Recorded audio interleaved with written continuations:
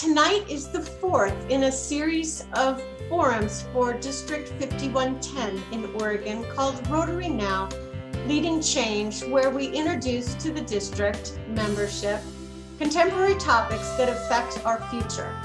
And I'm pleased tonight to have as our guest and honored to introduce to you past RI President Ian Riseley and our current Rotary Foundation trustee. This is Foundation Month, so this is a perfect time to explore a new area of focus for the Rotary Foundation. I met Ian in 2018 at the Presidential Peace Conference on Environmental Sustainability and Peace. And during Ian's address and opening remarks at the conference, he made the bold inference to Rotary that I appreciate, that environmental sustainability is a critical path to world peace. And in Ian's tendency, the whole conference was revolving around how to solve problems that contribute to the degradation of our environment. It was a great conference. Now we explore the seventh area of focus, supporting the environment. Please welcome past RI President Ian Riseley and trustee of the Rotary Foundation. Thank you very much, Governor Cindi, Director Joe Rita, and friends. It's a pleasure to be with you. I need to start with one very important point. I need to point out that I was wearing a tie when I first arrived at this gathering, and was greeted by a reformed Kiwi who wasn't wearing a tie, and the only one who was looking vaguely formal was Governor Cindi. So off came the tie, and I feel totally relaxed as a result. It's great to be with you, and I do want to congratulate you, your district, on the way in which you are ahead of the game with attention to the environment, because you have Nikki as your chair of, what's the expression, chair for the environment, I think it's called, Nikki. Wonderful thing to have. That will be replicated, I'm sure, more and more by other districts as time goes by. But as I say, you are ahead of the game, which indicates to me and to everyone that you care for our environment and you're prepared to do something about it. So I congratulate you on that. Governor Cindi, I know you were proposing to ask me questions rather than me make a speech. So back to you, and I'll attempt to respond to them. Okay, in just a moment. So I do want to recognize our Rotary International Vice President, Jarita Solari, and Director for Zone 2627, of which we are a part. And then also introduce my co-host, which is the Chair for the Environment, Nikki Rizzardini. I don't think anyone in the district has met Nikki yet and knows of her new title, but Nikki and I met together at the Peace Builders Conference in Vancouver, BC in 2018, Ian. And I ran into Nikki and she said, District Governor nominee Cindi, what are we going to do during your year that will be exciting for the environment? Well, I say, here we are, Nikki. This is very exciting. We're going to explore supporting the environment tonight. So with that, Ian, do you have any other remarks you'd like to make about this new focus before we start asking you questions? Only to say that I'm delighted you mentioned the conference we had, the very first of the Presidential Peace Conferences in Vancouver on environment and how it impacts on peace. The objective in all of that was to say how each of the areas of focus interrelated with peace and how peace results from all of those. In addition to the other 5 areas of focus, I introduced the environment because that's important to me. And I was delighted at the response from Rotarians and the non-Rotary world to that peace conference in Vancouver. The reaction from Rotarians and the public was extremely uplifting to me, and I was delighted that it happened.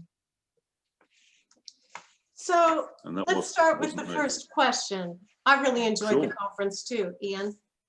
What then led Rotary to formally include the environment in our 7th area of focus? Oh, probably the realization that, let's face it, in my opinion, Rotary has dropped the ball on the environment since RI President Paulo Costa had that wonderful Preserve Planet Earth program back in the 80s, early 90s, and we've done nothing much since. And I think the world has moved on since there, and I think Rotary has caught up, and I think that's important. In addition, I think we're responding to demand from Rotarians. We've done surveys over a period of time, and particularly for younger people, and I gesture towards Nikki, but I'm younger too in all sorts of ways. Some of us, well, young can be a relative thing, can I tell you, but appealing to younger people, and that is the future of our membership. If we ask them what concerns them about project activity, what area would they want to concentrate on, the environment was always close to the top. So we have to realize that therefore we need to embrace that. And also we have done some project work in the last 5 years. We've calculated, I think it was $18 million worth of project work on environmental related activities, but within another area of focus. So adding all of those up together, along with the leadership from Ravi Ravindran, and I give him absolute credit for this. Last October, he put to the Board of Trustees that we need to involve the environment specifically, and that was unanimously agreed, etc. He and I had chatted about this for some little while. He knew that if he didn't do something, I would in a couple of years' time, but it was wonderful. His leadership was absolutely outstanding. And all the way along the line, we've had unanimous support from the trustees, from the directors. So its time has come. That's great. Nikki, to you. Pleasure to be here with you. I'm just as starstruck tonight as I was at the conference meeting you. Talk a little louder, Nikki. Oh, so our next question is, what does supporting the environment mean? I could be trite, Nikki, and I won't, and say it means whatever you want it to mean. But let me say that we have an area of focus statement. I have the draft in front of me. It hasn't been released yet, so therefore I can't sort of give you too much detail. But the first sentence, when talking about the environment, it says, Rotary supports activities that strengthen the conservation and protection of natural resources, advance environmental sustainability, and foster harmony between people and the environment. I reckon that sums it up pretty well. That's very nice. Very, very nice. Are there areas of resistance to supporting the environment that you have encountered among Rotarians? And have you responded to that resistance? How have you? It's really, that's a great question. It's really easy to be off put when you get one or two people saying this is the end of the world, blah, blah, blah. And the problem with that is that you then imagine the rest of the world thinks like that. Demonstrably, it does not. But I've had 3 examples of people who were critical of my initial emphasis when I was president of tree planting. And the first one, and I have to say, it took me aback just a little bit. It was when I just delivered my theme speech in the wonderful year of 17-18. So leading up in January 2017 to the governor's elect. Standing ovation, of course, I'd expect nothing less. And after which I'm on a real high, and I walked outside and one of your countrymen walked up and said, tell me, is this planting of a tree per Rotarian mandatory? And I responded, well, he's the governor, or will be the governor, not me, but what's the problem? Don't you like trees? And he told me, and this is almost verbatim, that climate change is a hoax perpetuated by the liberal media to disrupt business. He wants nothing to do with it. And somewhat taken aback, I said I thought that the world was a nicer place with trees, but the choice was his. I should have mentioned all of the ways in which caring for the environment improves the world. And it's not just the sun shines and the birds sing. It's things like the economic advantage of having clean air, the lack of illness, the extra productivity, the fact that you get better germination of crops and all of that kind of thing. I should have said that, but I didn't. Apart from that one occasion, there's been a couple of people who've written to me and said, why are we getting involved in political activities? And again, I responded to the two of them and said, well, what makes it a political issue, caring for our environment? And the answer can't be that you deem it to be political, because if that's the case, we'd never talk about anything. And I didn't get a reply. Interesting. Thank you for sharing that, because I've started to get some questions too as governor. So thanks for sharing that. Yeah, if I can just expand on that then, Cindi. What we're talking about here with protecting the environment is a long way away from just the narrow focus of climate change. There are so many aspects of preserving the environment that are beyond climate change. And if people concentrate on that one thing, they're missing the majority of the boat. Yes, I agree. Like clean air and clean water. And clean water, for Yes. example. Yes. Yeah. And disease prevention. Nikki. And all those other things. Yep. Nikki, back to you. So what types of global grant projects is Rotary hoping to see from clubs around the world to support the environment? Well, frankly, Nikki, whatever the Rotary clubs and districts of the world come up with. We're blessed with 500 plus district governors and whatever number of clubs, all of whom have very creative people, some of whom, the majority of whom, will, I believe, will want to be involved in projects to care for the environment.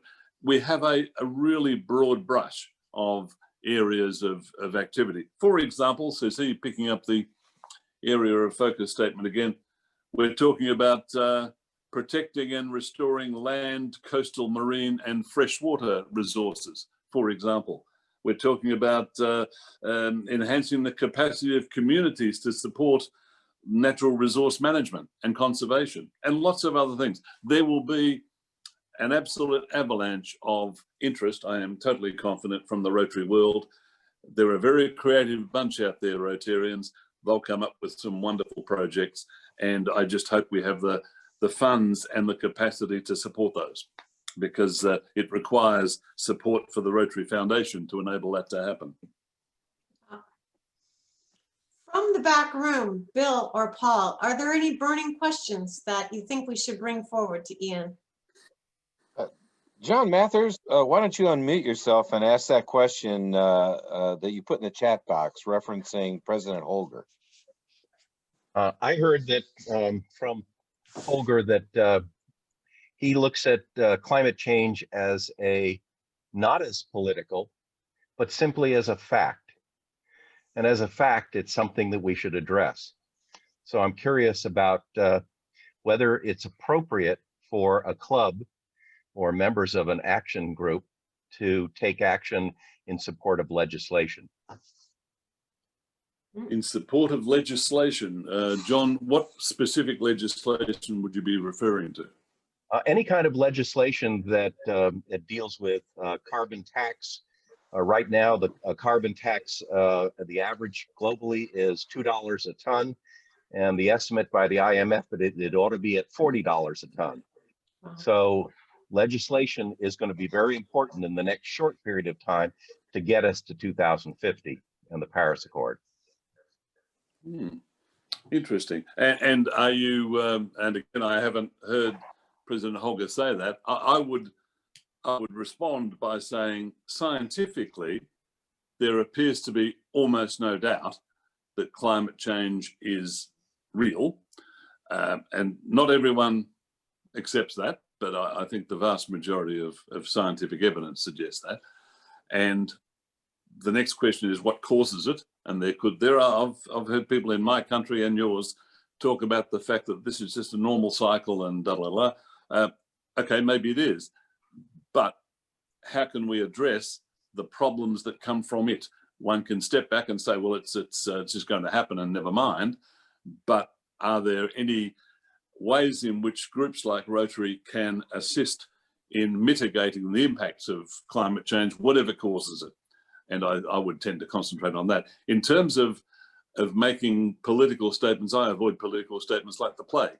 So if that means that one has to, if the proposal is you march up and down with a Rotary banner saying, Rotary, please do this, I say I wouldn't do that. Certainly not. Mm-hmm. And sorry, just to pursue that, John, one of the strengths of our organisation is the fact that we do not take party political stances on anything. That's why we have the respect of leaders around the world, because we don't take party political statements and so on. We have to safeguard that at almost any cost. Absolutely. Bill, do we have another question from the floor? Well, Jeff Corner, would you mind unmuting yourself and kind of following up with your question about the corporate mindset issue? Certainly.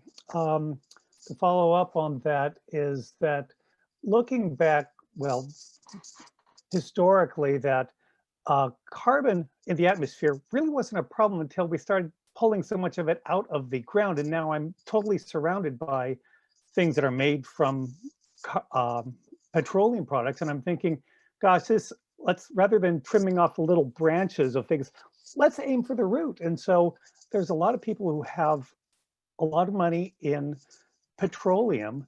And it seems that there's a lot of, I'm sorry, I'm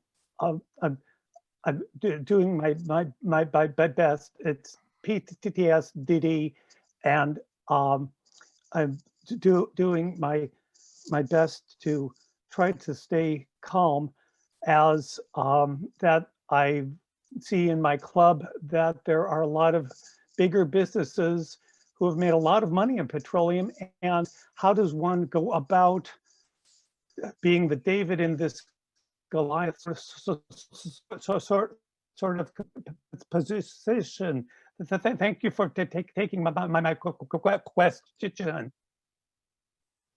Awesome. Thank you, Jeff. It's interesting that, and again, it's easy for me to say because I'm not involved in the energy industry, but I do live in a country where a lot of our foreign exchange comes from digging up coal and sending it overseas. So we do have a moral imperative to a significant extent to ameliorate the impact of what we are doing. But insofar as what Rotary and Rotarians can do, we can talk about what it is that impacts upon climate change and carbon withdrawal and carbon capture and all of those kind of things. That's up to clubs and districts to do whatever it is that suits them. But again, I emphasize the need to avoid what I would call party political statements, because you can't speak on behalf of all of Rotary and you shouldn't try. Wonderful, thank you. Nikki, back to you.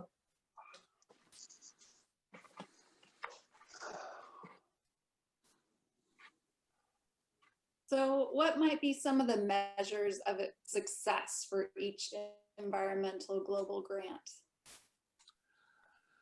Nikki, I think it's fair to say there'll be the same sort of measures for global grants in all of the areas of focus.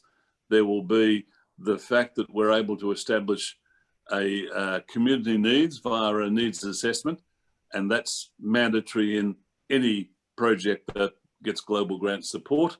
So we need to establish the need. We need to establish that the project is sustainable. And I am a huge fan of the change we made to include sustainability into the ways in which we determine whether a project is appropriate. I think I've been around a little while. You can tell when you've been in Rotary for a while when you realise that you've been a Rotarian for longer than you weren't, and that's it shows I'm getting old. But notwithstanding, things.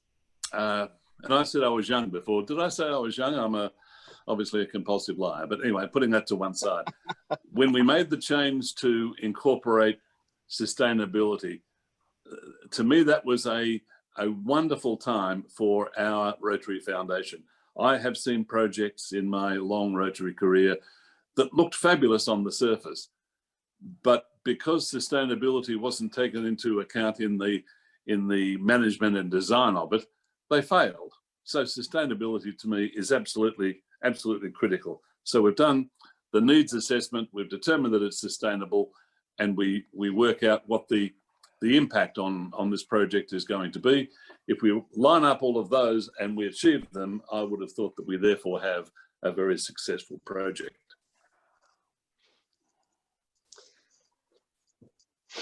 Ian, at what scale would you like to see our global grants which support the environment be?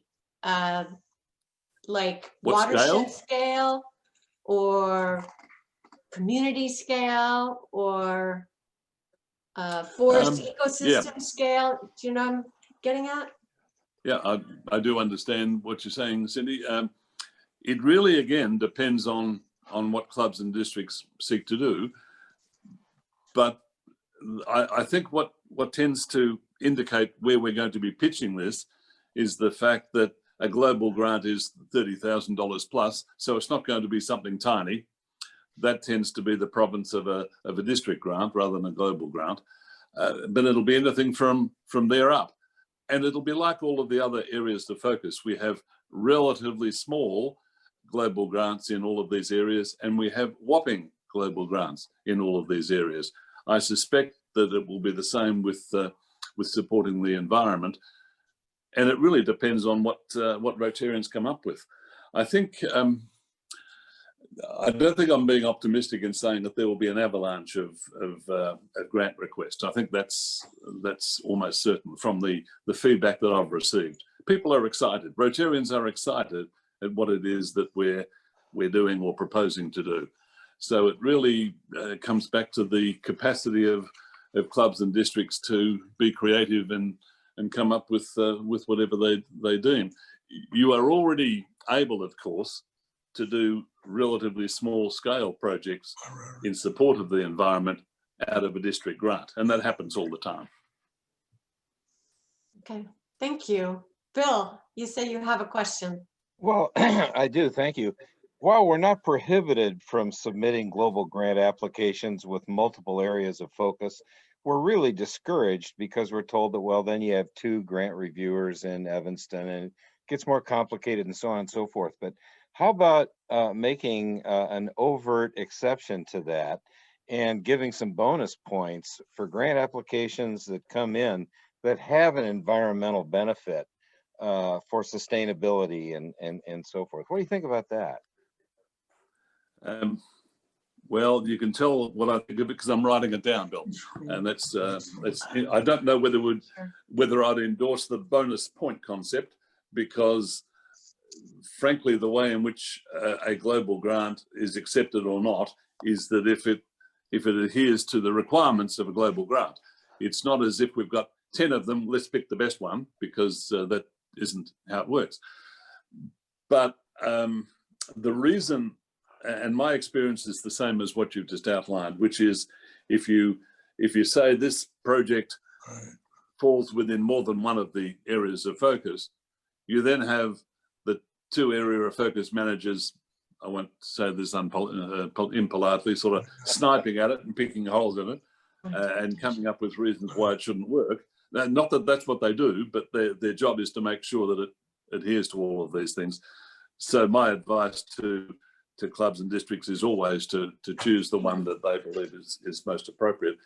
But the concept of saying that because it's our new area of focus, let's have something which supports the environment and also assists one of the others. Yeah, but let me think about that, Bill, and I'll, through District Governor Cindi, I'll get back to you.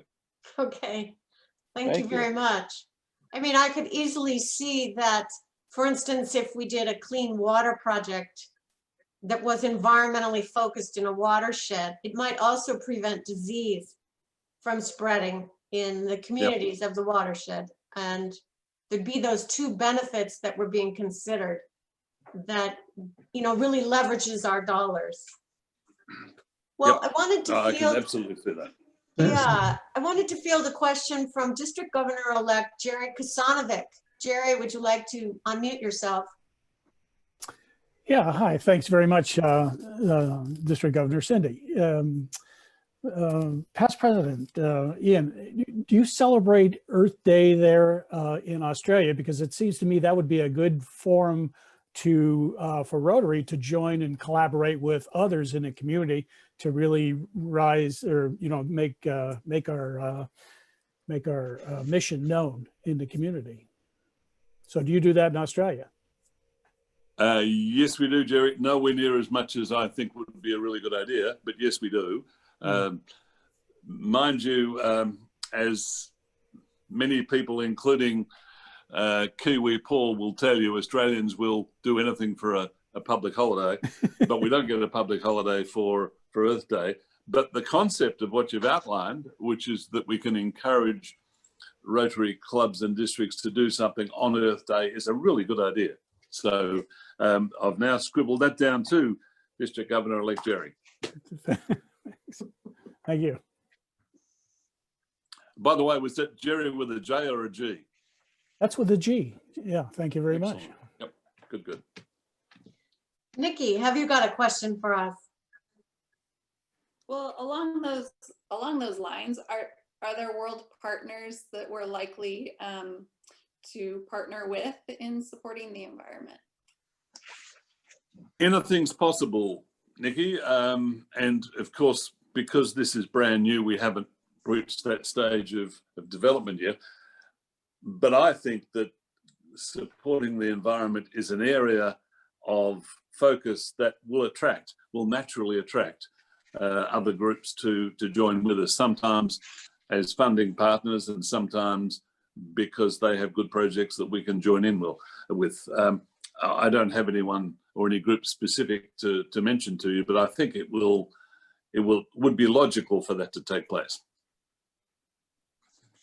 Yeah. So Cindi, I have a question for Ian. Ian, might it be possible for us as Rotarians to direct our contributions to the foundation specifically to supporting the environment? Is that something that you've considered, and might it be possible for us to do that? You mean in terms of an endowment fund, so that the earnings can be used, for example? Right. Is that what you mean? Yeah. Yep, absolutely. That is possible in all of the areas of focus, and it will be the same for the environment. Yeah. Yes. And you might mention, Ian, that there is a current allocation of a certain amount of money for global grants this coming year. Might I? Okay. Tell me about it, Cindi. Well, I think that I have seen or heard that $18 million is being set aside for global grants related to this 7th area of focus for 2021-22. No, I don't think you'll find that. I think you'll find that 18 million is the amount of global grants that has already been expended in the past 4 or 5 years on projects in the area of the environment in the existing areas of focus. I think that's the case. I don't believe we've set aside funds for the environment, and of course they're not available until the 1st of July anyway. So, and we haven't done next year's budget, so that's unlikely. Okay. Gosh, I don't know where I found that.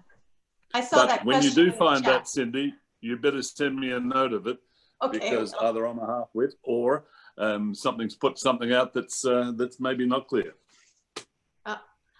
Bill, do we have any burning questions in the chat that we should bring forward? Paul, help me with that, can you? What do you see?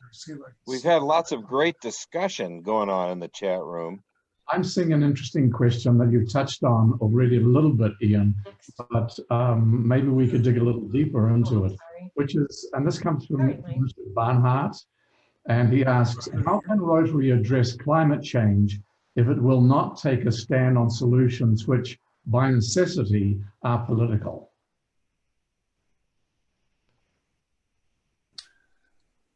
Well, okay. I would have thought that, as I said before, the impact of I don't think Rotary has much opportunity to convince the governments of the world that climate change is real and they should all do something about it. I don't believe Rotary can do that. Let's face it, if one aspect of government, either in government or in opposition, doesn't believe in it, then Rotary saying it, and here's the science, I don't think it's going to make a difference. On the other hand, the impact of climate change and all of the things that result from it, I would have thought that's exactly where Rotary can make a difference. And also, whilst doing so, can say, this is one of the problems caused by climate change. This is what Rotary is doing to help that. Aren't we good?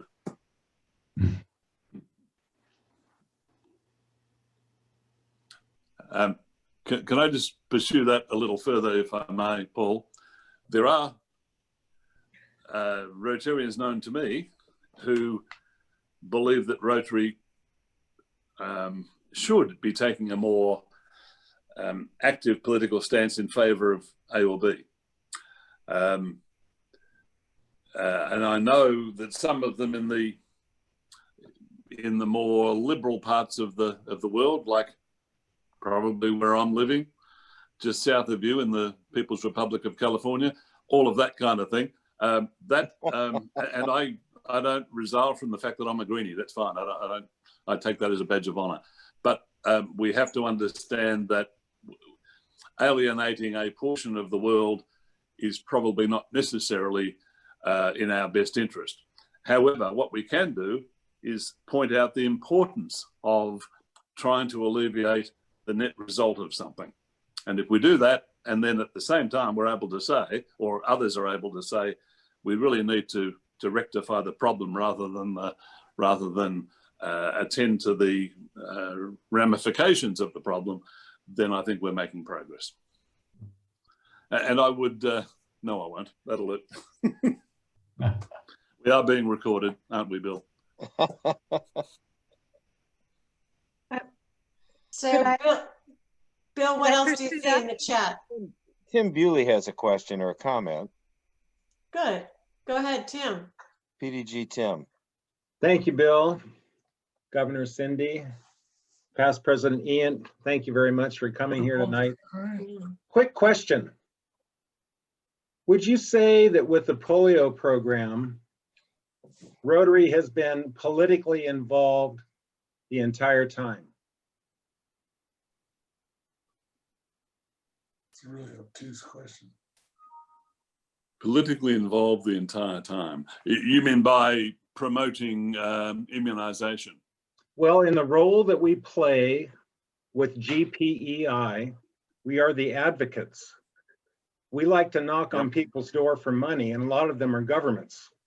That's political. Tim, go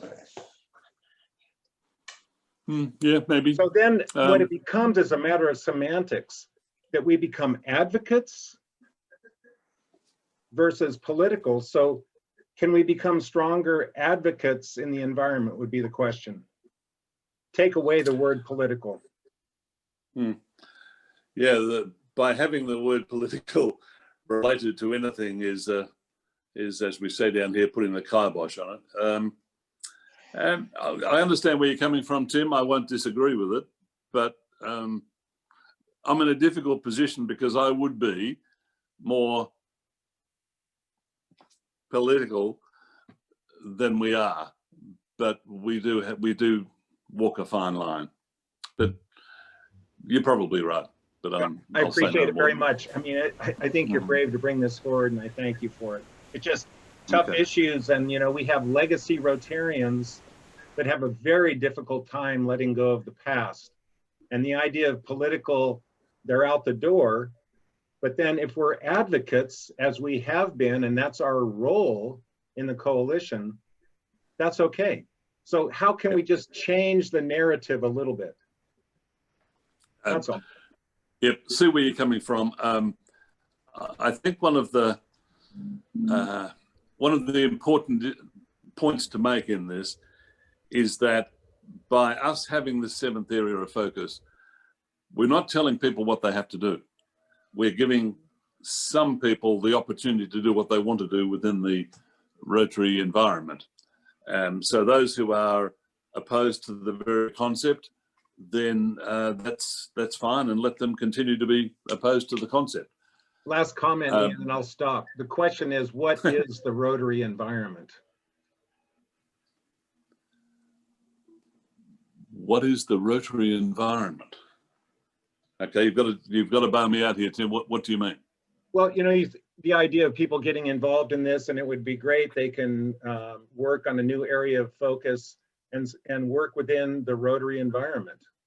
What is the Rotary environment? Rotary environment is our clubs and districts and zones and boards and beyond. So at the project level, then that's easy because clubs and districts can do what they will. In terms of policy, Joe Rita's on this call.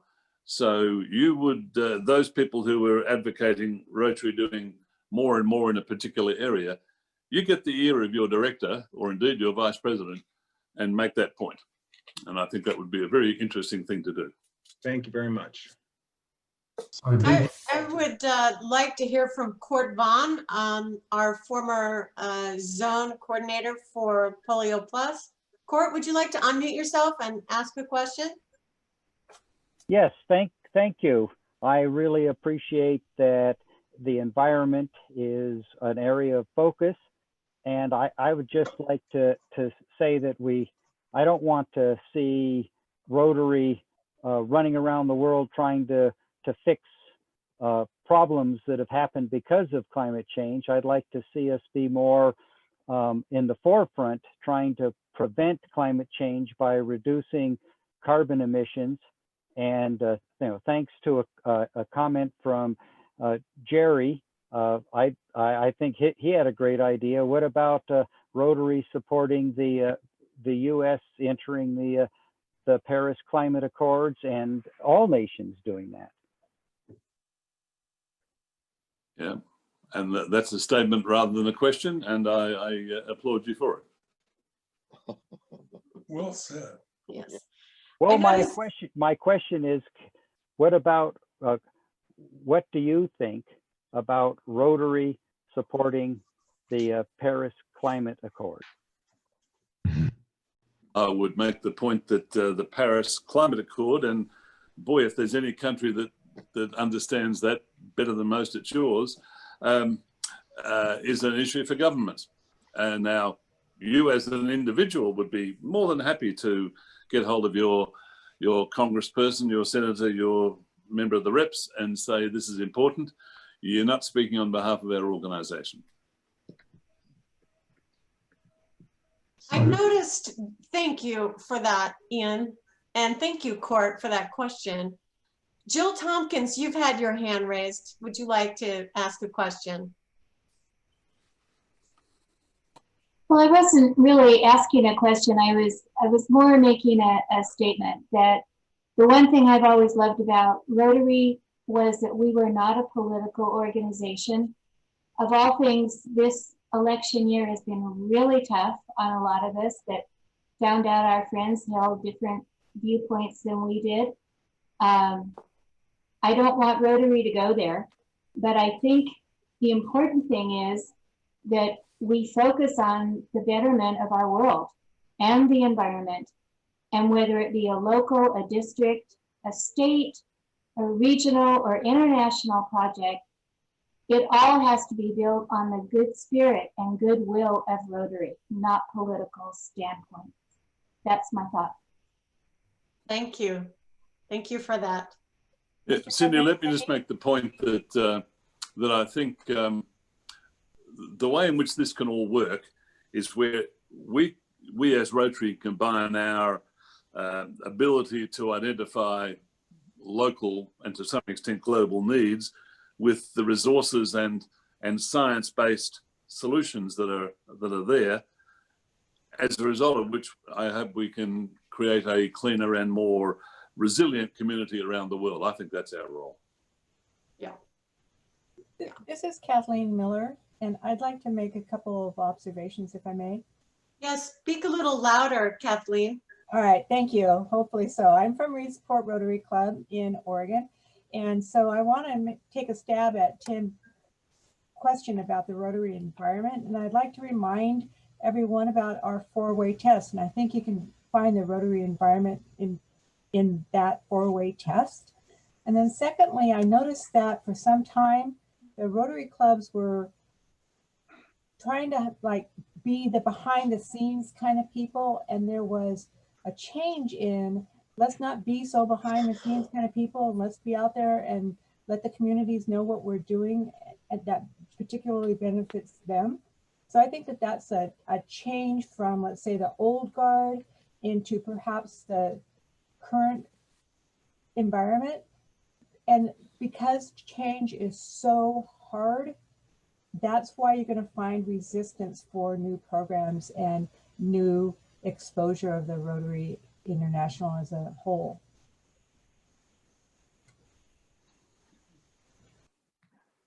Thank you for those comments. I wanted to ask Vice President Jarita if she had any questions for Ian. Thank you, Cindy. Goodness sakes, I think this has been a very interesting conversation. I'm learning a lot. I don't have any questions.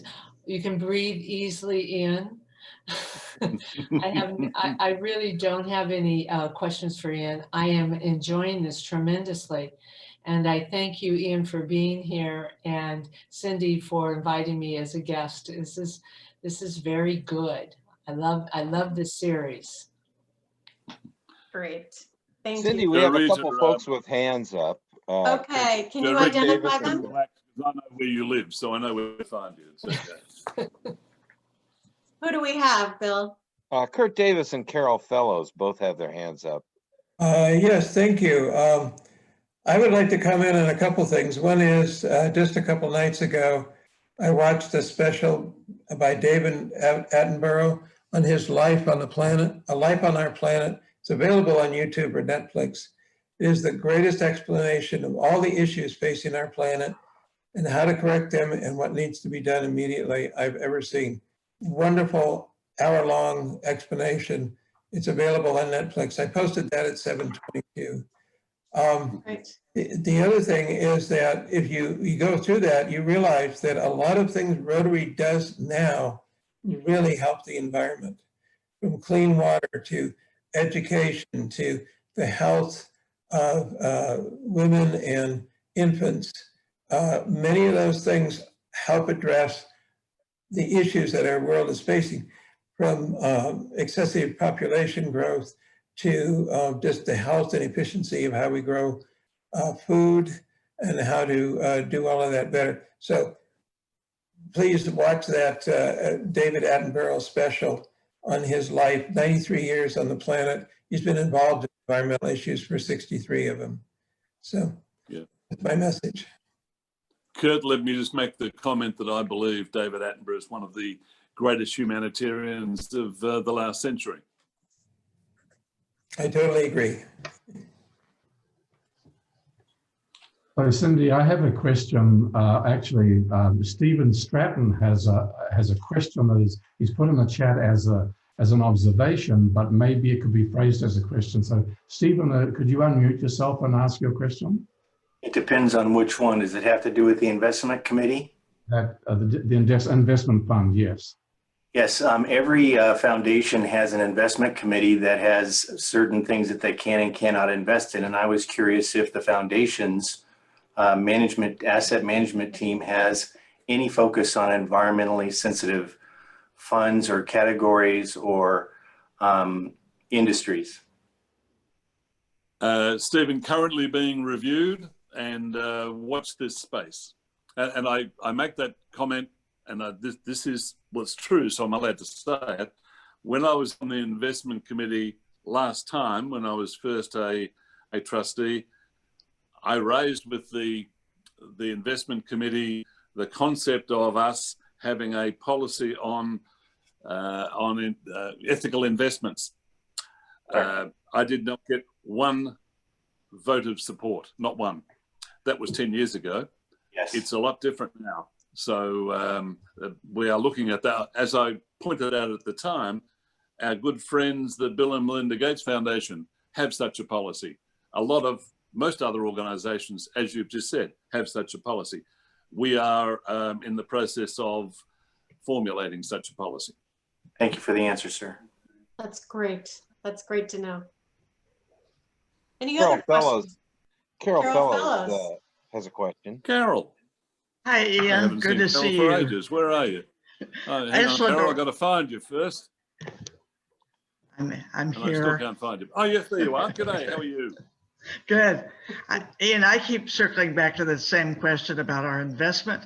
Is there nothing we can do at a corporate level, not just farming it out at the clubs and districts, nothing we could do at a corporate level to take a stance on discontinuing our use of fossil fuels?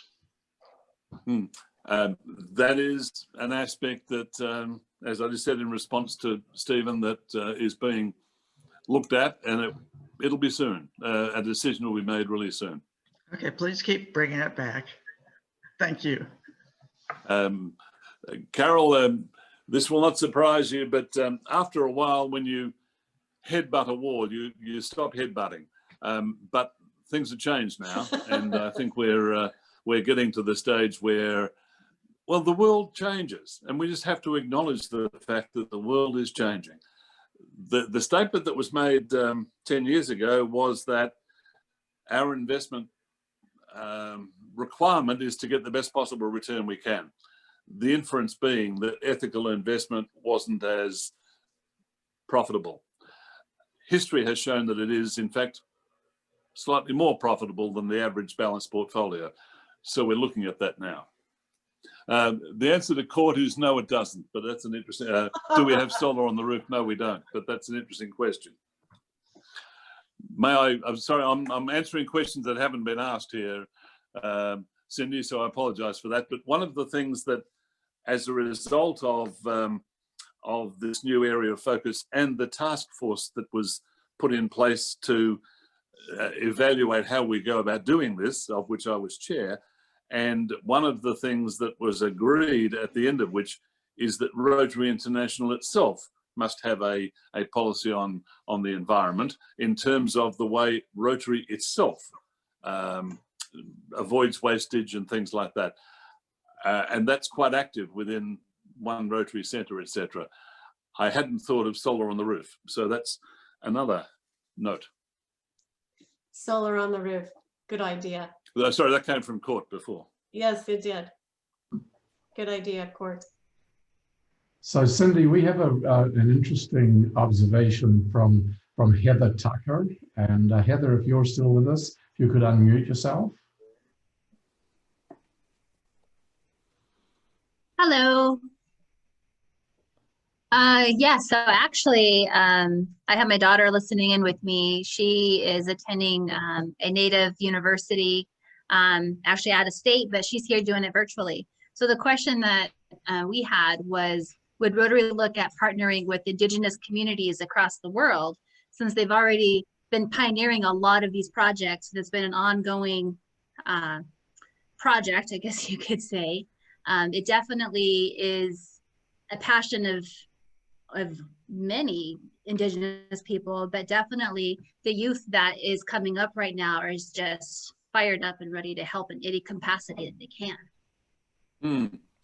Interesting concept, and I'm sure the local Rotary clubs and districts would be in a position to pursue that aspect. Nice idea. Very nice idea. Thank you, Heather. Yes, yes. And what's nice is it's just not in the US. It goes, Indigenous people are on every continent. So It'd be big. Thank you. Cindy, Rebecca Kaufman has her hand up, and so does Ray LaMarche. Okay, well, let's start with Rebecca Kaufman. Will you unmute yourself? Hello, everyone. I think it's been a great conversation. One of the things about sustainability is it really applies to everything and everybody. And coming up with projects is great, but we've all lived through greenwashing all too long. So my question, we've got a part of an answer to what is the Rotary International, what is Rotary themselves doing to be sustainable? And I think we've heard a little bit about that. No solar on the roof yet, but there are many other things and many other ways to conduct yourself to be sustainable on the environment, the social, and the governance side of things. So has there been any thought to that? Thank you. Yep, there is I think it's called a Green Committee. In fact, I think that's what it's called at Rotary International, that evaluates on a regular basis and recommends to the General Secretary ways in which Rotary itself can be more effective in protecting the environment. It does lots of interesting things, local stuff. Now, whether it's not enormously broad, but it provides advice to the General Secretary and therefore the headquarters as to things that can be done. Rebecca, I'd look over your shoulder and I'd say that the cat wants to go out. Yes, I'm sure she does. Thank you. Thank you, Rebecca. And Ray LaMarche, would you unmute yourself and ask your question? Thank you. So first of all, thank you very much. Most of the questions are far more detailed than what I'm going to ask. First of all, we live in a district that has been devastated by the wildfires. And I look at this as potentially grant dollars to help us rebuild our forests, and wonder if that is accurate. And then secondly, a very procedural question: at what point will grant dollars be available and submissions accepted? Okay, the easy one is the second, which is from the 1st of July next. Grants from this new area of focus will be accepted, and that therefore just goes into the grant system. In terms of rebuilding the forest, I'm not sure I understood the question. Can you just run past me again? Yes, we have suffered from forest fires in our state, terrible forest fires that have devastated millions and millions of acres and square miles of land. Are these grant dollars available to help us as Rotarians help our neighbors to rebuild their forest areas? And they're not just our neighbors, they're our district. Is that an acceptable use of those dollars? Okay, I really recommend that you have a look at the area of focus statement that will be released next month. And this is the document that says what we really expect will be part of grants on this, or global grants in this area of focus, and possibly just as importantly, what would not. And as I say, that will be released next month. They're finalizing it now. There's a communication plan, and therefore in November, there'll be a new web page launched in support of this new area of focus.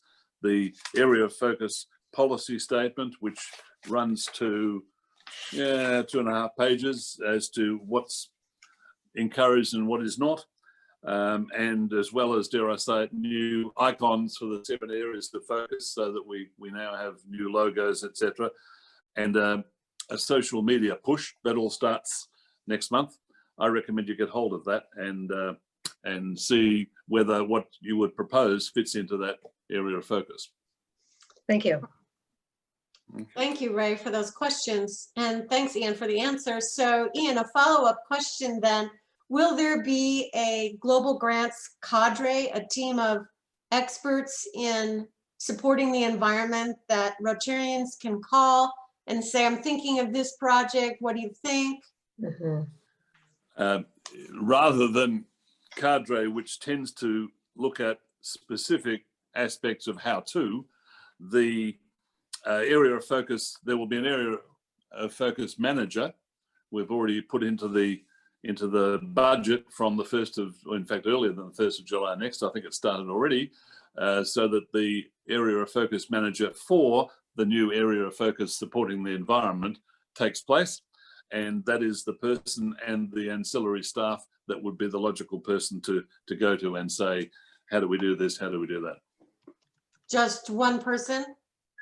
I'd say person with support. I can't remember. In fact, I don't think the person's actually been appointed yet, but it's coming up sometime soon. Again, Okay. That'll be part of the communication.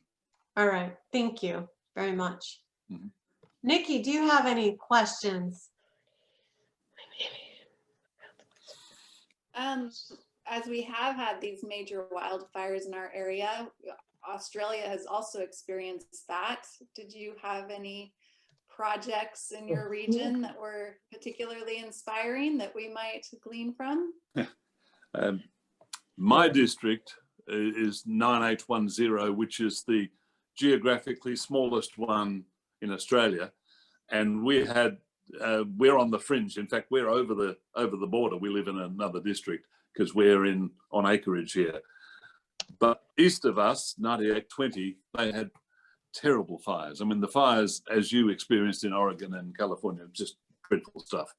And they had 3 global grants that have just been, well, they've all been started. One of them's been finished, that relate to assisting with fencing, assisting with food for livestock, a reforestation, and there's a new technique they have that seeds from the air and so on. They're looking at that.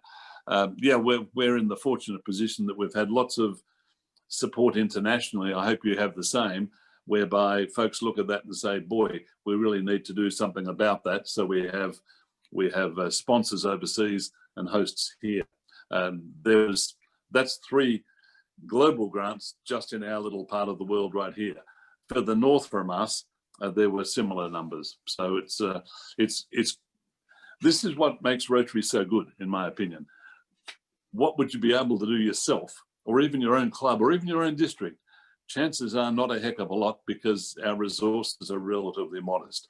But when you've got 1.2 million friends right around the world who see a problem and are prepared to assist, you can do all sorts of things. And I hope you get the support that you deserve with the result of the fires, which we've seen the footage of your fires down here, and it's terrible. And we're approaching a new fire season here, starts pretty soon. So this seems to be ongoing, and will continue until we do something about it. Ian, one of the problems with preventing devastating wildfires or environmental degradation is the lack of education of our public, and the ability to do something like a massive thinning project throughout our forests on the east side of the divide, for instance, fighting environmentalists that don't want us to cut trees. Do you think that environmental education might be something that Rotary would support? Haven't thought about it, Cindi, in those specific terms. And again, I would recommend you have a look at the area of focus statement to see if that fits. I'm not really sure how a broad-based education program by Rotary would work, but that doesn't mean we shouldn't think about it. I just don't know personally how it would, what you would do. But at the same time, Yeah, I guess I'm thinking more of countries that are still developing and want to have everything that the developed world has, and in the process we experience further degradation of our environment. Putting together environmental education programs in countries where knowledge about how to keep water clean, how to not deforest watersheds, how to keep erosion from happening, educating children about how to take care of their country. I would be totally confident that would fall into the capacity of our area of focus statement. Yeah, it is interesting that on the one hand, people say How can you stop people who look at our standard of living, whatever that is, and say, well, we aspire to that too, and we can't say to them, no, you can't.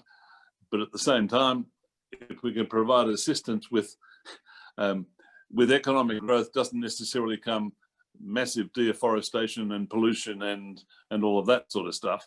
We've seen so many examples of that. Yeah, and that would be okay. There you go, Cindi. That can be your first global grant application. Good one. All right, our district will work on that. What else do we have in the chat box, Bill and Paul, that we should bring forward from the group? Well, lots of really good dialogue going back and forth.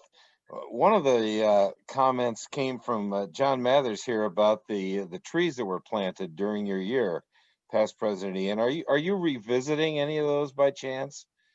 What's happening? You mean with those physically trees? revisiting? Yeah, what's happening with those trees besides the fact that they're getting bigger? Like that famous line of the best time to plant a tree is 20 years ago and the second best is today.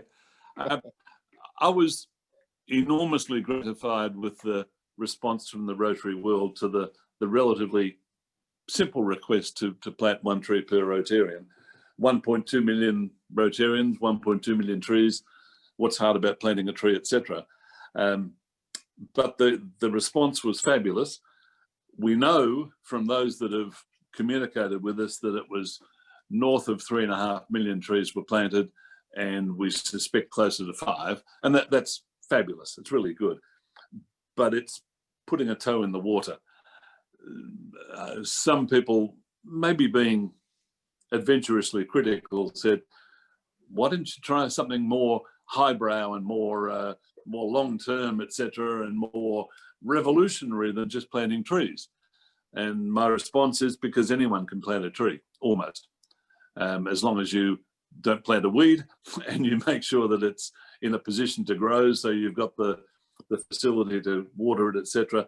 Anything is, just about anyone can do it. And I saw so many examples of creative places to plant trees. Let me give you an example. The Atacama Desert in Chile, a place called Antofagasta, which is closer to Lima, Peru than it is to the capital of Santiago. It's a desert, but they invited me to come up and plant a tree. And I wanted to go there anyway, so I talked to the Rotary folks. And I said to them, hang on, this is one of the driest places on the planet. How do you ensure that it's going to actually survive? It's one thing to plant the tree. How do you ensure that in 12 months' time it isn't just a dead twig in the ground? And they had arranged for water from the roof when it did rain to go into a tank, and the tank, and we're on tank water here, so we understand tanks, which then goes via a drip irrigation system to the small number of trees that they planted, and they committed to do more. So that's sustainability, and that's really, really important. I was just thrilled with the way in which that all worked. It was positively uplifting, and when you're traveling the world talking to Rotarians, believe it or not, sometimes you get a bit weary. But every time I was thinking, God, what time is it? You go to a project like that, and it is to see what Rotarians are able to do in support of a concept that you've thrown at them was absolutely uplifting. It was wonderful. Great. Paul and Bill, you can see the back room. I'm not looking at it. Anything else that we need to bring forward? Well, Nikki, share what you've been posting here. I think this is some good stuff. I have a friend who has secured 5,000 super firs that will be available in February. So I do live in Lane County, and our intention is to plant those in some Lane County parks that are safe enough for volunteers to be in, and distribute the remaining portion to private landowners that are looking to reforest. And we're going to partner with the fund that has been set up by our district for that. And I've Fabulous. also learned recently that, as was brought up in a comment previously, that education to the public is one of the best ways to secure sustainability in our environment. And so I'm hoping to see Rotary symbol on educational placards across our district in parks and in public places. Sounds like a good district grant to me. It does, doesn't it? Yeah. And very hands-on. Nikki, who supplied those trees? They are super firs, so they are coming from Weyerhaeuser and at a very low cost to my friend. Excellent. See, there's a good example. At relatively low cost, with a bit of hands-on effort, you can make a difference. Absolutely you can. Now that's, as Bill says, that's a district grant sort of level, and that's fabulous. Really, really important. And if every district did something like that, before you know it, we make the world a better place. Establishing partnerships with unlikely partners like Weyerhaeuser that cuts trees, I think is an interesting idea for Rotary. As I watched the failed legislation for carbon cap and trade in Oregon, I heard that many of our utilities are already buying carbon credits from other entities in Washington State or California. It would be very interesting for Rotary to trade carbon credits for contributions to the Rotary Foundation on behalf of the environment. And to be able to claim, have oil companies or utilities claim supporting the environment through Rotary. I think that could be a really interesting partnership, Ian. Off you go. Okay. Sounds good, Cindy. Yep. All right. Any other questions or thoughts for Ian from the audience, from the membership?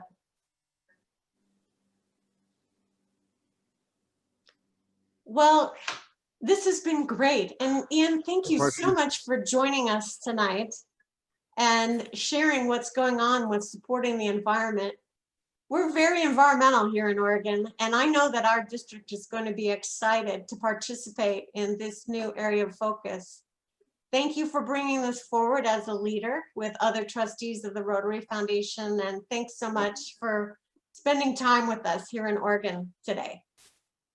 It's a pleasure, Cindy. Let me emphasize that all of this through the Rotary Foundation wouldn't have happened without the leadership of our current foundation chair, Ravi Ravindran, who is a very persuasive individual who recognized the issue and got Mark Maloney's support. So therefore, if you've got the board of directors on side and you've got the trustees on side, and you can create something, the Rotary world was waiting for this. There's no doubt about it. So now we're in a position where it's available from the 1st of July. We just have to make sure that it works. Yes, and we also have to make sure that the contributions to the Rotary Foundation keep flowing in, increase if possible, so that therefore we have the capacity to match as many of the global grant requests as possible, because you can be sure that there will be lots of them. Yes, yes. But This it's is been great Foundation to be Month, with you, everyone. Cindy. Give generously Yep. at Give rotary.org generously. and click on that That's the donate one. button.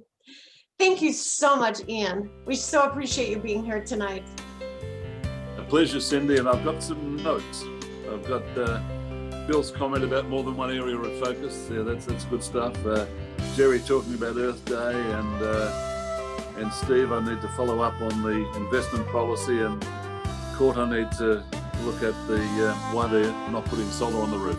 All of that is good stuff. So I appreciate your feedback. Thank you, and I do again congratulate 5110 for your leadership in this area. Obviously, by having Nikki in her position, you're nailing your colours to the mast, so to speak. That's really important. That is genuine Rotary leadership. So I thank you for that. And Jim Polk is just saying he's coming to the convention here in 2023. I think that's what you were saying, Bill. Excellent. I hope you just bring a few thousand of your closest friends. That'd be nice. We look forward to welcoming the Rotary world here in 2023. But having said that, Cindi, thanks for the invitation. It's been fun chatting. Our pleasure entirely. Thank you so much, Ian. Take care, everyone. Okay, take care. Good night, District Cheers, guys. 5110, and good afternoon, Ian. Bye-bye.